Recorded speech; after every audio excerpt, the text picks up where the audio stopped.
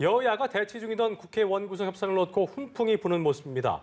더불어민주당이 법사위원장 자리를 여당이 맡는 데 동의한다고 밝힌 것인데요. 네, 국회에 나가는 취재기자 연결해서 자세한 소식 알아보겠습니다. 김수강 기자.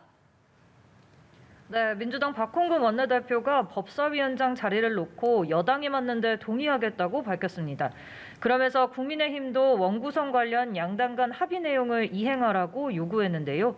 지금까지 박 원내대표는 21대 국회 전반기 법사위원장을 민주당이, 후반기는 국민의힘이 맡기로 한 전임 원내대표 간 합의는 유효하지 않으니 원점에서 재논의해야 한다는 입장이었습니다.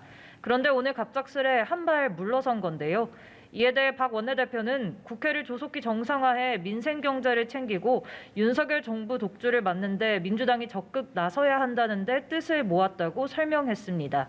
그러면서 여당에 오는 27일까지 입장을 밝혀달라고 했습니다.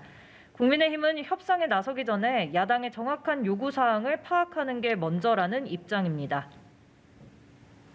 자, 그런가 하면 국민의힘 내부적으로는 이준석 대표와 친윤계 사이의 갈등이 표면화하는 모습이라고요.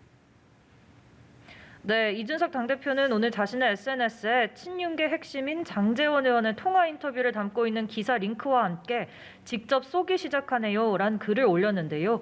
첨부된 기사는 장 의원이 최근 국민의힘 최고인의 갈등 양상을 가리켜 이게 대통령을 도와주는 정당인가 라고 밝히며 사실상 이 대표를 겨냥하는 내용을 담고 있습니다. 이 대표가 이런 친윤계 공세에 대해 향후 반격에 나설 뜻을 드러낸 것으로 풀이됩니다.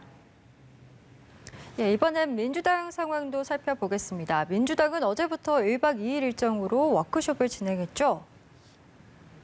네, 민주당은 충남 예산안 리조트에서 진행한 1박 2일간의 의원 워크숍을 마무리하고 결의문을 발표했습니다.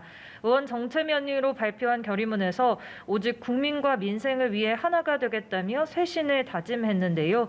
전략기획위원장을 맡은 민주당 조승래 의원은 내로남불과 오만, 독선에 대한 비판을 새겨듣고 철저한 반성이 필요하다는 의견이 많았다고 밝혔습니다. 어제 워크숍에선 같은 조에 추첨된 홍영표 의원이 이재명 상임고문을 향해 전당대회 불출마를 요구한 것으로 알려지기도 했습니다. 이와 관련한 기자들의 질문을 받은 이 고문은 말을 아꼈는데요. 대신 경제 위기를 언급하며 이를 극복하기 위한 방안이나 민생 어려움을 해결하기 위한 논의가 또 있었으면 좋겠다고 생각한다고 말을 돌렸습니다. 지금까지 국회에서 전해드렸습니다.